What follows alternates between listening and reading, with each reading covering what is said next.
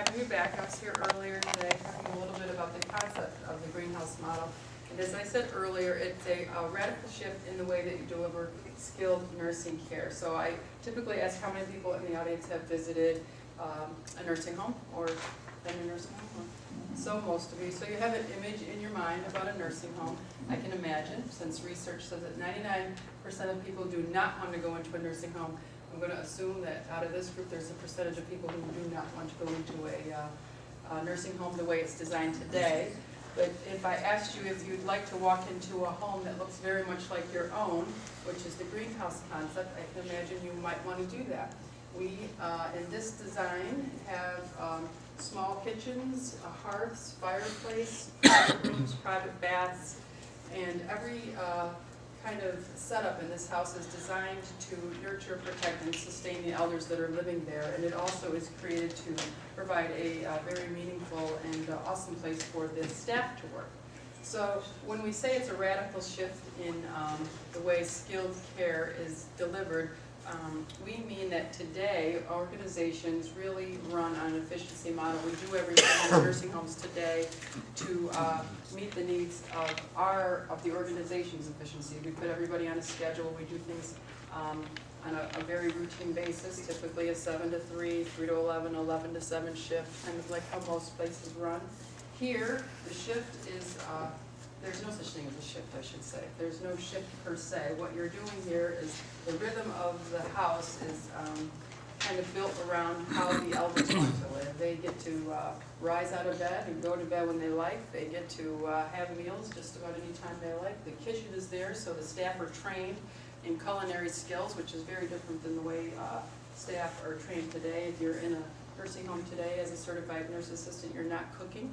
You're not preparing meals for people. In this house, you're trained, the staff are trained to cook the meals. So if you get out of bed in the morning as an elder living in this house and say you'd like eggs and toast, it's going to be prepared for you. It's not coming off of a tray.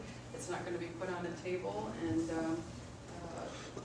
coming off some other form than right out of your refrigerator onto your stove. So the whole design is really, as David said, a home-like environment. I have visited, and some other people at Loretto have visited many of the greenhouses across the nation, and haven't been in one yet that the satisfaction rate of both the employee and the elder is above 95%. So I think it's a radically different way to do skilled care than what we're used to today. 3 minutes? I just want to make a comment. I think that the family members are also as equally as satisfied. I agree, And I know that from story experience. from earlier, so Yeah. I'm glad you said that because that's a very good point. The reason, can I say one more thing? Sure. See, I love talking about it. So there's research that's being conducted about the greenhouse model right now. And one of the things that we know today, we've been in long-term care a long time, and I, in the Cunningham Fahey building of Loretto, there's about 554 elders that live there. And on any given day, 400 and plus of those are alone.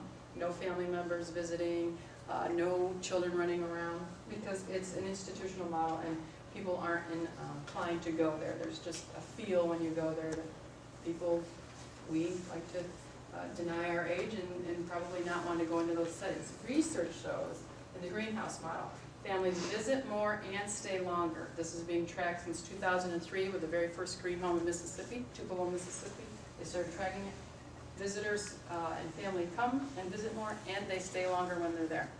So I think that's also a plus. I'll leave that. Anything else? Oh, I don't know if this is for you or the board, but is Loretto exempt from town and highway tax? Good question. Are you considered a not-for-profit, like Yes. a church yes. or a fire department? So So you you won't.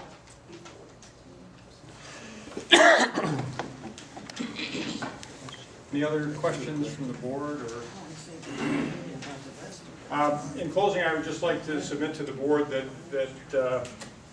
the Loretto project that we're proposing here is in keeping with the originally approved PUD zoning for this property, that the use is consistent with the uses that were approved back in 2000 and 2002. And we would request that the board take an action to refer this project to the planning board for detailed site plan review. Thank you very much, Mr. Norcross. Thank you.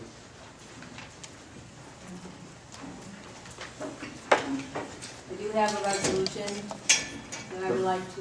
Okay, just one other question. I don't know if Doug or Tony, did you have any comments on the, I haven't seen you looked at the PUD assessment correspondence and whatnot. Do you have any position on them in regards to complying with the original PUD? Well, based upon what I know, it certainly seems reasonably consistent with the original plan. The layout is different, it's curvilinear rather than more grid-like, but that's, I think, more in keeping with what we typically see in something here. So I think it's an improvement. Thank you. I'd like to read the resolution. Whereas the town board has previously adopted local law number 2 of 2000, which created the Cicero Community Campus PUD, and whereas said local law approved an overall conceptual plan as well as a procedure for approval of development plans on specific portions of the campus property. And whereas Loretto has presented a conceptual plan which is consistent with the conceptual plan approved in local law number 2 of 2000, and has requested approval of the town board of such plan.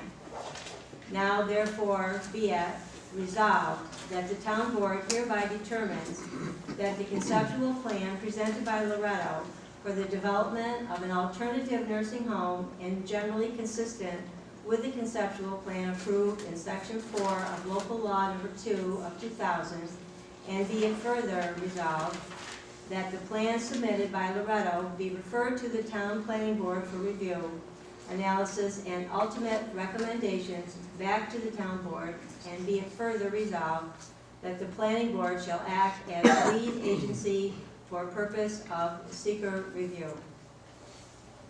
And I will second that. Mr. Conway? Yes. Mr. Jennings? Yes. Ms. Imbrano? Yes. Mr. Coral? Yes. Ms. Blakey? Yes. Thank you. Thank you very much.